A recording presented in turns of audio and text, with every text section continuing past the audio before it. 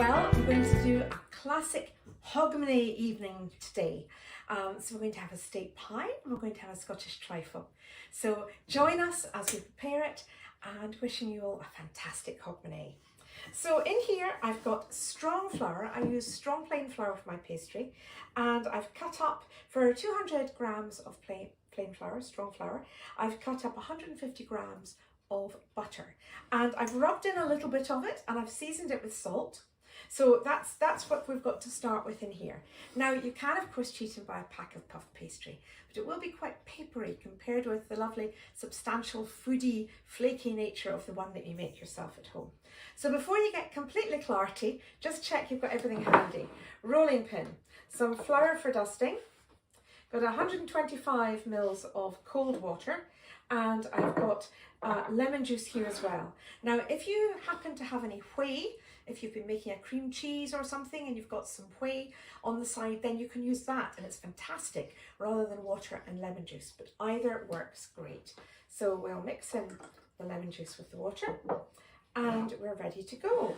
So here we are. So what you want to do first of all, this has been in the fridge right up until filming. So these are little hard rocks, which is what you want. You need your butter really chilled, and then coat each of the butter in your strong bread flour, like so.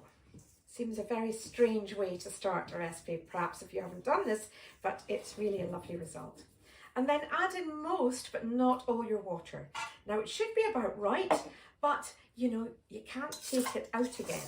So it's better to just be a bit cautious to start with and mix it in. That's going to look extremely odd at this point, but that's all good. Add the rest. This is this pastry where you roll and fold and roll and fold. A short crust pastry that we often use for mince pies, for example, is more like a kind of shortbready mix. But this should come in lovely flakes. So now we've got this mix that should clag together in the bowl. So just bring it together, and as I say, you're not wanting to melt that butter, so don't overhandle it, but you do want to make sure that you get all the bits of loose flour off your bowl, because you didn't weigh it just to put it down the sink. Especially not in our house when you've got a septic tank. You make sure that you don't put anything like coffee grounds, tea leaves or extra flour down the sinks. I can tell you, when you live in the countryside, anyone in the countryside will know exactly what I mean. And you can see that that's pretty much got it all brought into the bowl here. Now this is the half quantity that I would normally do for my puff pastry, which works perfectly for the top of the pie. Put that over there just now. So we've got this rather amorphous heap. Just make sure it doesn't stick. And to start with, use your hands. So you've got these great chunks of butter, remember. Now when I was at college, we used half butter and half fat, and some traditionalists would still do that because the white fat gives you the shortening, the texture, and the butter gives you the flavour. But I just always use pure butter now, and I love it. Haven't had any complaints. So when you get it nice and long, fold it to the middle, fold it up again, and give it a quarter turn, and you've now got a rather strange folded lump. Little bit of flour, just to make sure it's not going to stick, because you are going to have butter that's going to pop out here. So this is for the top of our steak pie, a lovely traditional steak pie for Christmas too, but for Hogmanay. And when you make your steak pie, you want to give it some, you can use a cheap cut of meat, a lovely stewing steak, and even a brisket, anything. You can use an economical cut and give it a lovely long slow cook. And this is what I've done here beside me, you'll see. And we'll just give this a little bit longer here. And that's my first fold that counts. Quarter turn, a little bit of dusting under it, and seal the edges. And you can see already it's beginning to look a little bit more like pastry. And then roll it out again. And what you're doing is you're flattening these layers of chilled butter. And when you put it into a very hot oven, the butter melts and you get this cavity, the air expands and it puffs, and it's really delicious. Now we're rolling here. There we are. Roll, fold, quarter turn, a little bit of flour so you can keep it moving. Seal the edges, and off we go again. And now it's really beginning to, you can see how these layers are just forming lovely, lovely wafer thin layers that will puff up in the oven. Now, whenever you're cooking pastry, you want a really hot oven, but of course, if you leave it hot, you'll burn your pastry. You have to have it hot to start with to give it that initial puff, but then you need to turn it down once your pastry's set so you can thoroughly reheat that meat. Because remember, another final fold and turn around. Remember that this is once cooked, so when you twice cook meat, it's important that it's really piping hot up at 82 degrees. And that's important for food safety. It's easy to do in an oven, but just don't cut corners. Just give it a good time so that it's thoroughly cooked through. I do actually have a thermometer for popping into things to see that they have reached the temperature. And they're very widely available now. But if you don't want to do that, if you hear the whole thing bubbling away, you can actually use your ear and hear it bubbling. I'm sure our grannies used their ear and heard it bubbling. They weren't prodding in temperature gauges.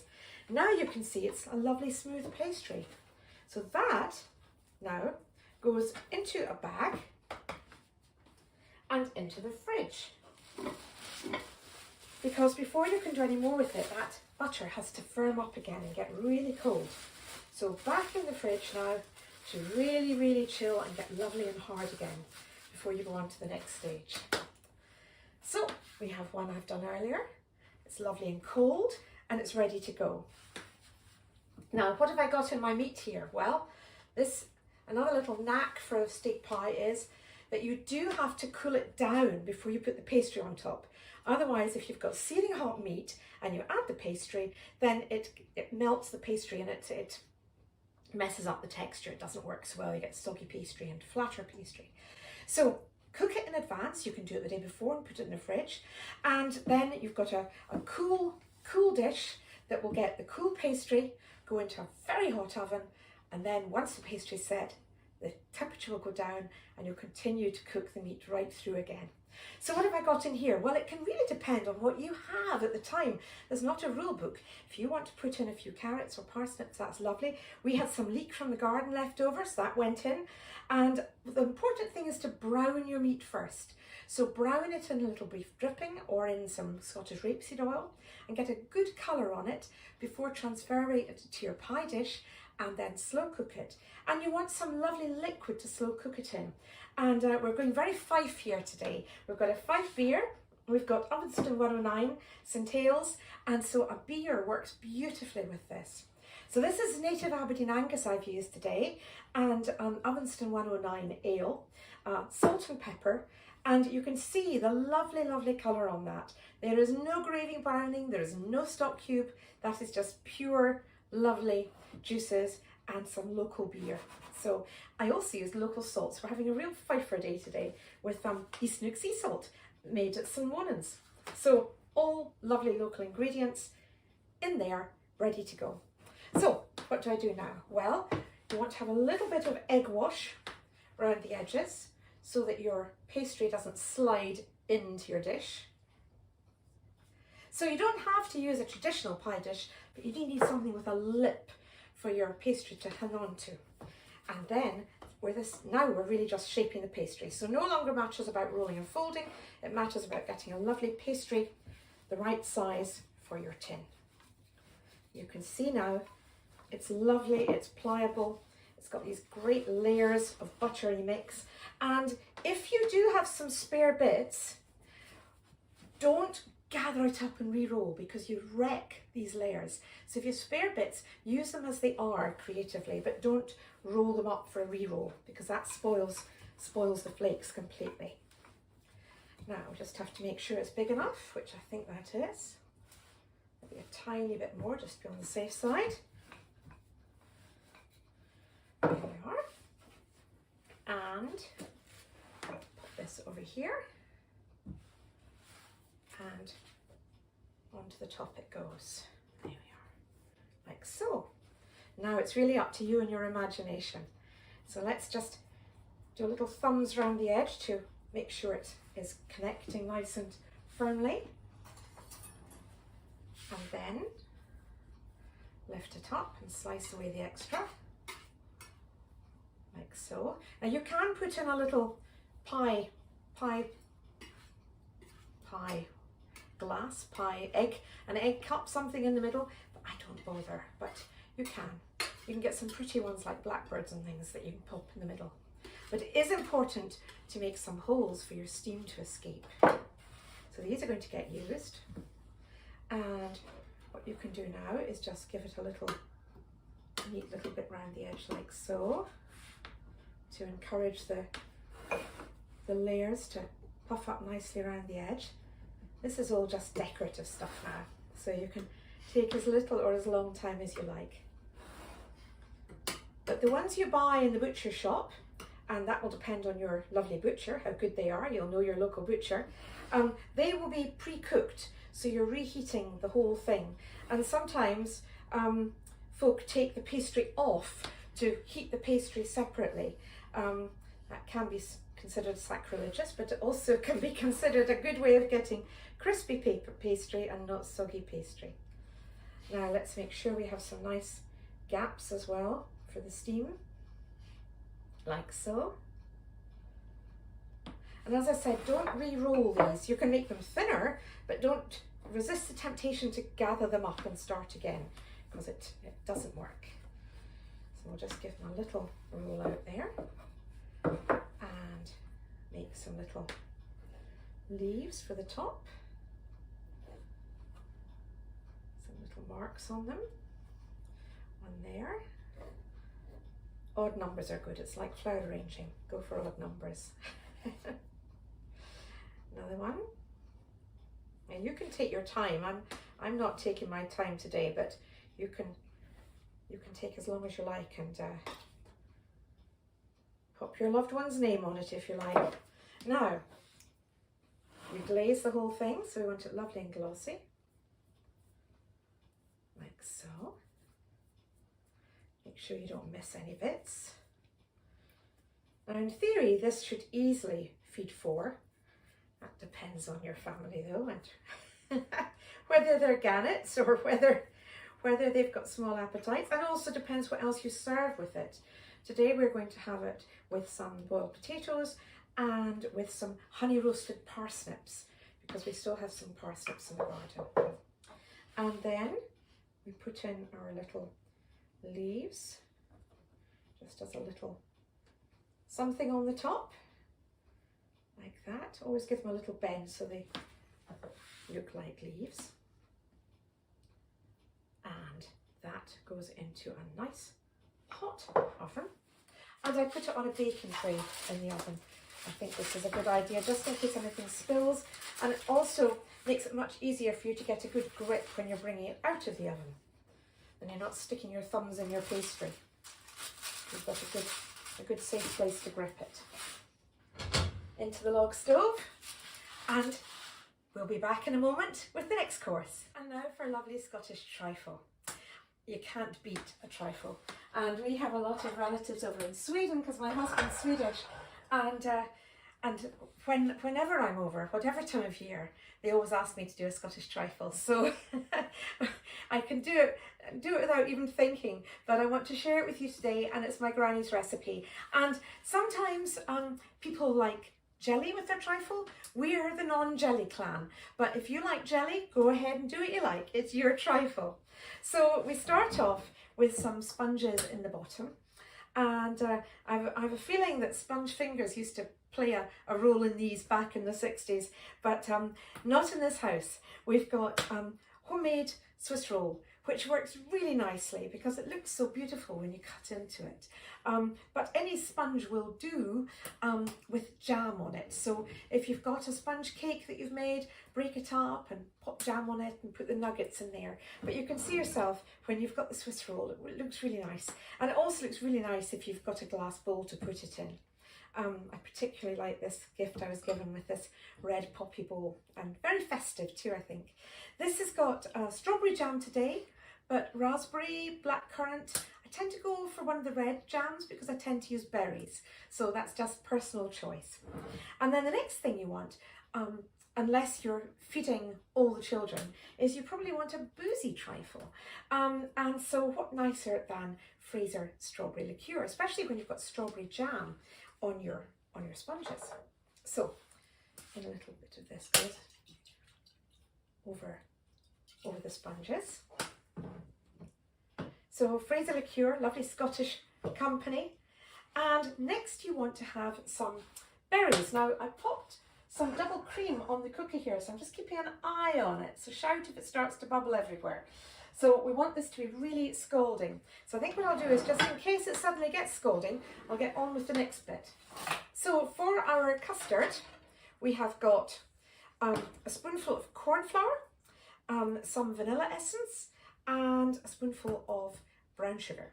Now what you can do is you can take a jar of sugar, white, brown, whichever you prefer, and put in a vanilla pod, put the lid on, and that will do you all year. You can top up the sugar, and then you've got lovely vanilla sugar, which works beautifully. And 3 egg yolks, in they go, whoops. And you've got egg whites somewhere. Don't waste anything. The egg whites go in a paper cup with a 3 on it, into the freezer, perfect for meringues another day, ready to go. So what you want to do here is just whisk these together. So you've got a lovely smooth mix ready for your scalding cream.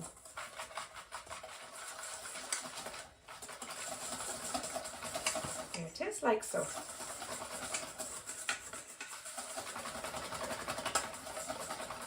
Now for a proper creme anglaise, you wouldn't add the corn flour. You would be relying on the coagulation of the eggs.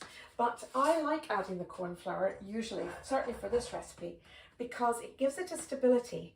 And as I thicken the corn flour carefully, I know my eggs are fully cooked. When you're giving it to a whole crowd of folk, it's nice to know that, again, I'm just a bit of a, wanting to make sure that everybody's safe and well. So I don't want to give them undercooked eggs when I'm sharing it with other folk. So you can see that is ready, lovely and creamy, and that's ready to go. So we're just going to give this, got to kind of wait and just get that cream at the right moment. So you'll know yourself, if you boil up cream, there is a point where it goes all over the cooker. So you don't want that point. But the hotter you have it now, the easier it'll be to make the custard. So you want to have it really, really nice and hot. And I think this is coming up quite quickly to the boil here. And I can give it a little bit of extra boost here by letting in some more oxygen on my wee log stove. And along it comes. Now, when this goes into the bowl, you whisk all the time and you will see it thicken. Now, sometimes it's thick enough and it's done it. Sometimes it needs to go back on for just a wee bit longer. And if that's the case, you have to watch it like an absolute hawk. Now, the way to do it, if you don't want to, now you see that's coming up now, the way to do it if you don't want to watch like a hawk is to put it in a bain-marie. But I live a bit dangerously. Now that is coming really lovely and hot. It's beginning to bubble up the sides, as you can see, steaming. That's when you want it to go onto your corn flour. Now I can feel it's getting thicker. Just want to make that really blended in, like so, which it is. And as I say, you can now put it in a bain-marie over a pan of water and stir it very carefully, which is much more sensible. I never do that because I'm always in a hurry. So just keep an eye on it. Now keep stirring, feel it with your balloon whisk. If you feel it catching, that's the moment to take it off. Otherwise you have sweet scrambled eggs, which might be very nice, but not what you're intending. So I can see this is beginning to thicken a little bit, and I'm just keeping an eye. And it's not catching the bottom yet. I can see it steaming, and this is exactly what I want. I'm just going to keep an eye for a minute or two longer. You also want your custard to be quite thick for a trifle, so that it kind of sits where you put it. So when I'm making a custard where I want a runnier custard, I use a dessert spoon of flour and sugar. And when I'm doing a custard for a trifle, I use a tablespoon. of flour and sugar. But all the recipes, you see, that's what I want. See, it's lovely, lovely and thick and steaming, which is exactly what I want. Now, if I was worried that it had got a little bit too hot, I would put it straight back in this bowl. But you can see that that is exactly what I want, and that is lovely. So I'm very happy with that. Good, job done. There we are. So that is ready to go. And first of all, go in our fruit. Now you can open a can of something that you like if you haven't anything fresh or indeed frozen.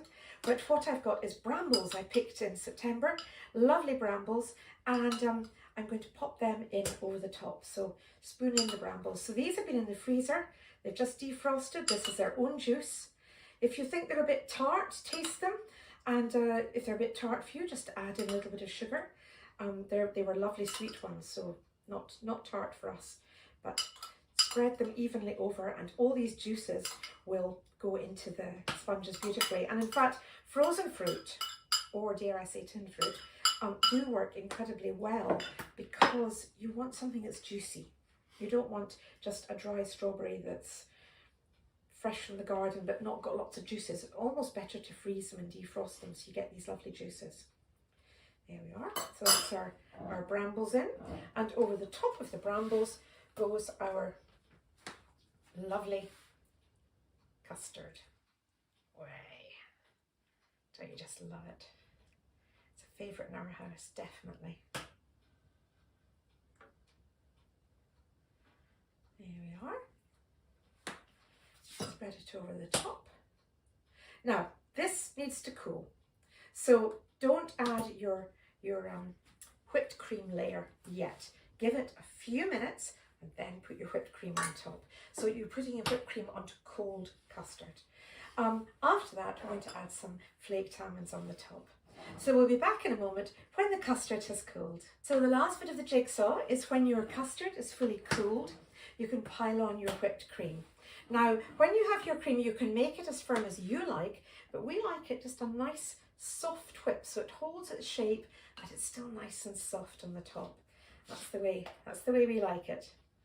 So we'll just pour it over, and I don't like it piped on a trifle. I just like it to be nice and relaxed and chilled. Nice soft folds of velvety whipped cream. We do love a bit of dairy in this house, there's no doubt about that. You can't beat some double cream. Like so. Don't want to waste any, so we'll just take a little bit off here as well. And you can finish it off with these round berries that we used the other day, or with some lovely flaked almonds, or cherries if that's what you like. But just a lovely, and I quite like seeing the layers as well, so that I can see what went into it.